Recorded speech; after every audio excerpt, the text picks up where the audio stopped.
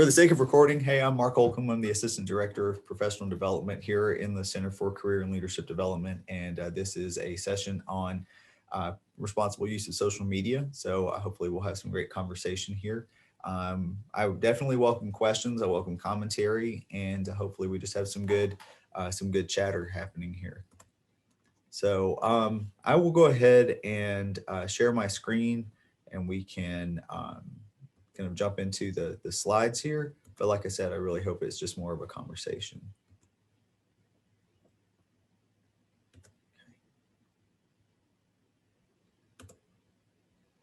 Let's see. Okay, so responsible use of social media. A couple more people popping in here. Okay, so this is the slide that hopefully you've seen going through some other presentations that you've been doing, but we just basically want you to know what your goals are for participating today. And we've got some content, but mostly it's a conversation here. All right, so obviously social media are these platforms that allow you to really connect with other people. They all kind of have their own different thing. So like you see here, depending on what the session is or what the platform is, your persona is a little bit different. And apparently I didn't turn off my slide forwarding on this, so we'll just go ahead and come out of it. But yeah, so you've got things like LinkedIn, super professional. Facebook is a little more friendly. Instagram is all about the visual. I guess Facebook, as it has aged, has become more of like the family things, like your grandparent is probably on there. I am on Facebook because it came out while I was in undergrad. So that's the one that I tend to prefer. Tinder, maybe we don't look at that one so much, but there's definitely going to be a different persona there than you would find like on a LinkedIn or an Instagram. So like I said, I really want to just have some conversation here. So if you could unmute, or if you're not comfortable unmuting, drop in the chat. What do you think are some socially responsible ways to use social media? Definitely just like participating with people and enjoying the good moments of life and stuff together in an appropriate way, whether it be family or friends. And I think the best way to use social media is just to cheer people on and to share the good moments of life and stuff.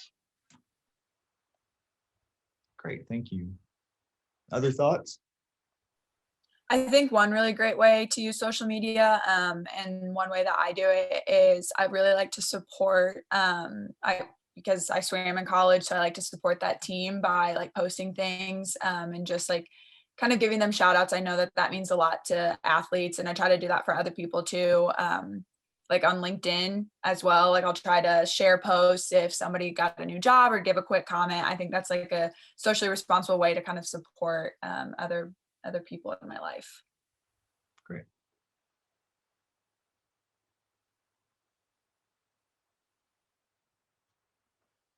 Yeah, I think those are really good. That's kind of the utopia piece of social media. I kind of think is that you have these opportunities where really great things happen, and you can talk about, like lifting up a friend for something that they did that was super exceptional, like they helped a neighbor in need, or won a championship, or got a new promotion, like these really awesome things. And so you can support each other in that, or something great happened for you, like, or even things like I went to this restaurant and it was amazing, and I want everybody to know about it so that the restaurant gets more business and stays open. So those are the really great ways that social media can really make a difference in the community, right? It lets people know about the good that's happening. It shows like what right is happening, what the good places to go, the things to see. It really shows the happier sides of life. Um, but there are kind of the downsides to that too, because a lot of times people will start to focus on the negative, or will use their platform to talk about this restaurant that they hate because they want everybody to not go there so that it will then close, or to call out their neighbor who, violated the HOA policy, or somebody who got a job instead of them and they don't think they deserve it. So there is that downside to the positive. And I think the debate there then becomes what do you think is responsible and irresponsible? Like, yes, it may be negative versus positive, but that may not be irresponsible. If someone did a real disservice, like if you got a product on Amazon that was absolutely horrible and you didn't want someone else to have to go through the experience that you had, then you have a responsibility to share that so that other people learn and don't purchase that product or go through that experience. That's responsible, even though it's negative. So it is kind of a sliding scale there. But what have you seen social media be like used irresponsibly? Do any specific examples come to mind there? Usually when I think about social media being used in the wrong way, I think about possibly, like, for example, certain careers, like if you were a teacher, like showing your students a different side on social media that you shouldn't show, just for the respect of your students and such. Or just even, like an office job, you wouldn't want to show like a side that's a lot less professional to your coworkers. Um, and I know, just like in general, just the just using it as like a way to like bully people or put people down is definitely irresponsible. I think another irresponsible way is, and I see this a lot when I get on Facebook, is like sharing articles that may not be factual. So you're just like reading the headline and then you share that as if you like know a lot of information from it. But then like if you actually kind of like dive a little bit deeper, or you spend a little bit of extra time doing some research, you realize that like maybe everything in the article isn't true. And so you're kind of portraying this like false message. And I think that's irresponsible, is not like fact checking, or just, taking 5 extra minutes to read the article and say, oh, this isn't what I thought it was, or this seems a little fishy. So I think that's another irresponsible way, because a lot of people just read headlines and then they run with it. So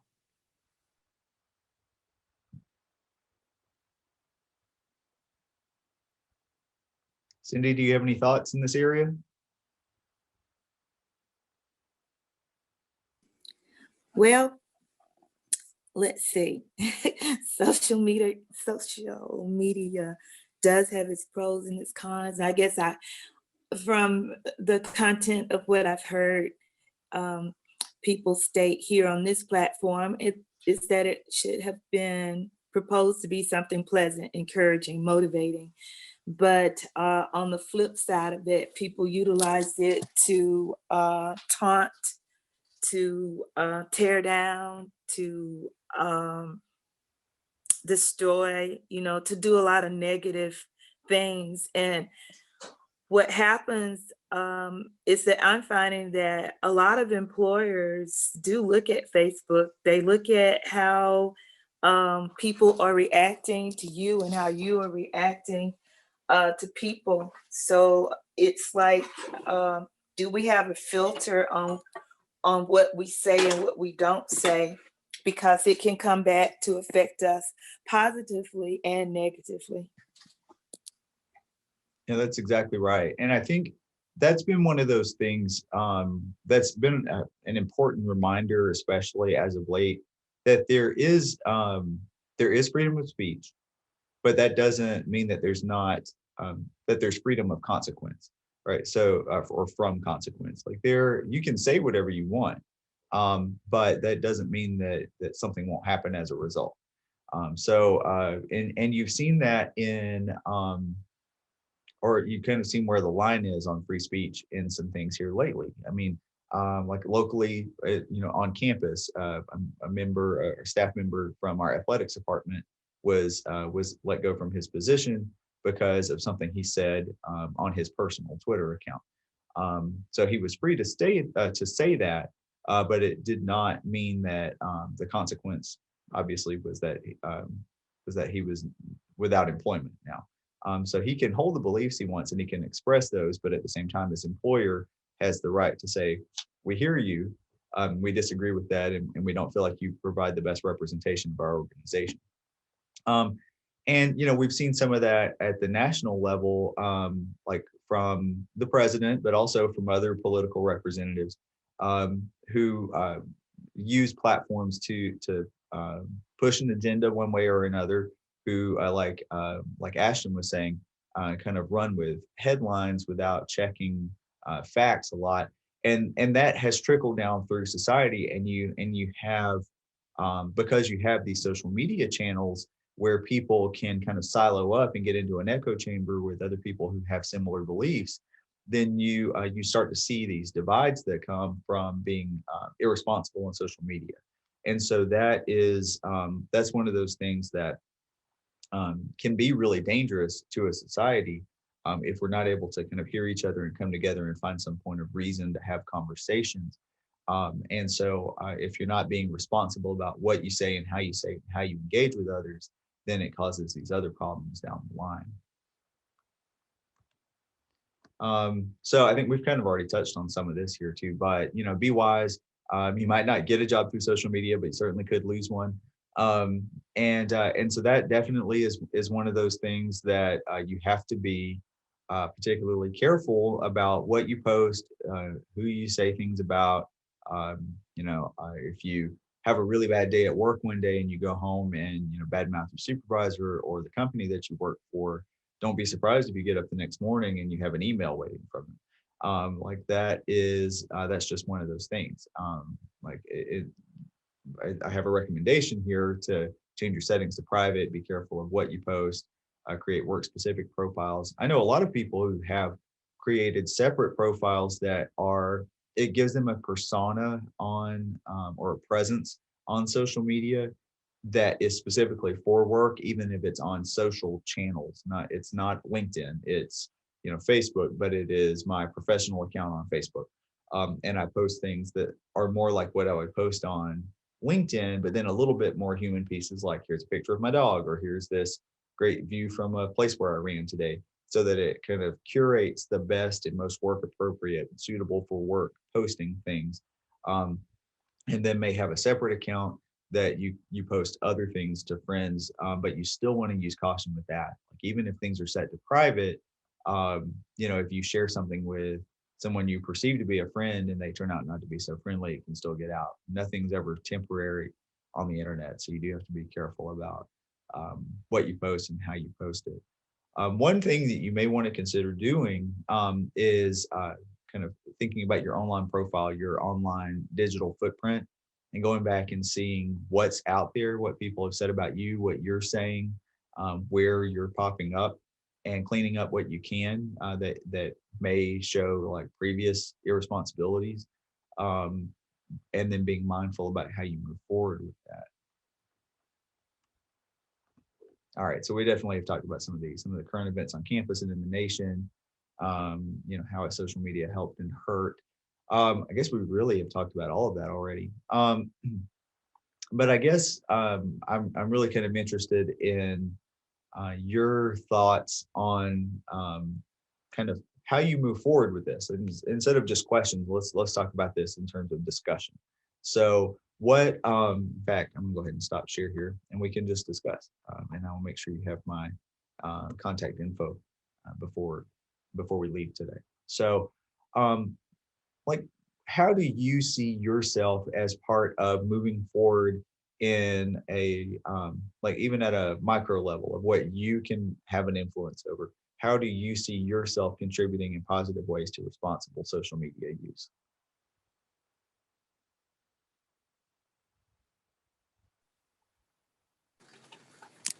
Well, before me personally even answering that, how do you propose, us as students moving forth into society, what is a positive projection that we should have on Facebook? Like, what is it that we should be listing on Facebook, and what are those things that we shouldn't, put up there? How personal are you intertwining, or, just what is that professionalism, but still keeping it friends and family friendly? What does that look like? And I think that's a great question. And I think it does vary by person, because for some people, their work and their life is very much intertwined. For some people, it's very separate. But I think that for me, the concept is to post things that are more uplifting, or if it is especially over last summer, I made some choices to post some things that felt a little more personal to me, and I decided it was worth the risk, as part of the social dialogue, to post some things that I guess technically were a little more edgy for me, because it kind of revealed like a political stance for me, and to um, to be able to share stories of people I know who have, who were through all of the protests happening this last summer. We're talking about their own personal instances, friends of color who have had experiences with law enforcement, and what that has looked like for them, and how it has shaped life for them, and the people around them. And I wanted to be able to because it wasn't some like headline, and it wasn't some like factless, baseless article. It was like real testimony. I wanted to be able to share those out and say, like, let's talk about this from a human perspective. Like, these things are happening. How do we go about changing the conversation? How do we go about changing the mindsets of people in the culture? So I think you can be edgy and you can be, quote, controversial, if it's constructive and it has good intent, and it's intended to bring people together, not to divide. I think that it's okay to kind of push the edge a little bit there, if it's for the good. And I know that sometimes that can get subjective, depends on what you consider good. But I think if it's a healthy dialogue and people are listening to each other, then it's a good thing. If it's creating a space for dialogue, if it's creating a space to voice and then also be heard, then I think that's a healthy place. If you're posting things that are just shutting other people out, or excluding others, that is irresponsible. But beyond that, I think it's kind of up to you how you shape that and what goes onto your account. Now, there are some things that obviously should be completely avoided. Like if it's things that are like inappropriate visuals, or if you are illegal activities and those kinds of things, like, should never be broadcast. But in terms of legal, healthy for society, like conversations, things that are uplifting, things that you just find particularly interesting, or funny or quirky or whatever, if it's suitable for work, if it's something you would feel comfortable talking to a colleague about in person, then I think it is fairly fair game for social media, if that makes sense.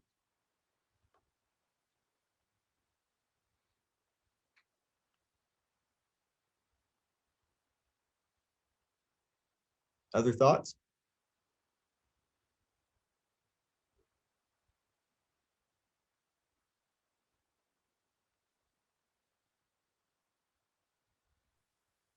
I don't think I have anything else. I can't think of anything.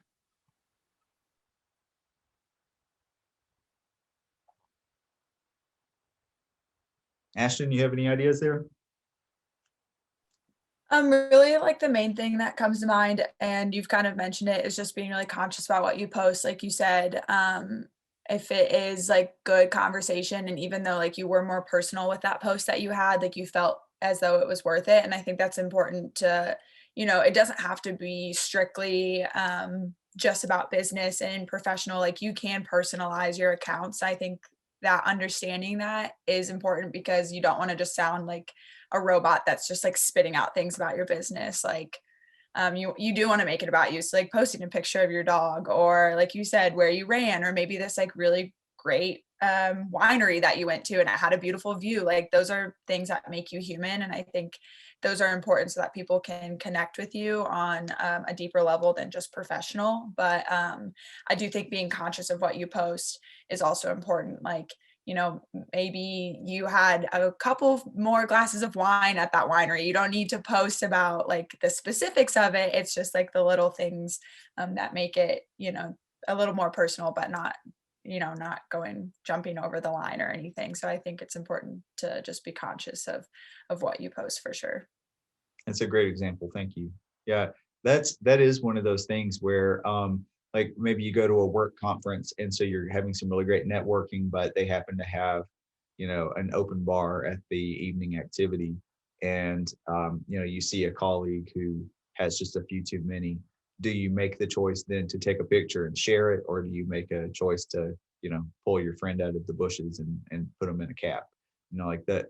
It's, you have those opportunities there to make the right decision or not. And so it's important to really take some time to think about it. Yeah. All right. Thank you guys so much for the conversation today. I really appreciate it. If you have questions or you have anything you wanted to share that you're not quite comfortable in the space and you want to ask me about it, you can reach me at Mark. Actually, let me just put it back up for you. Let's see. So it's Mark with a C dash Holcomb at utc.edu. You can reach our department at 425-4184, or we're on social, which are the accounts that I manage. So I would see it if you send a DM at UTC Career. So feel free to reach out to us there. And thanks so much for joining the conversation today. We've got one more session before the debrief. So hopefully you'll participate in one of the breakouts, or one of the sessions during this next time slot, and then we can see you to talk about kind of what you've experienced today after that. But yeah, thanks so much for being a part of this, and see you in the next session. Thank you. Thanks.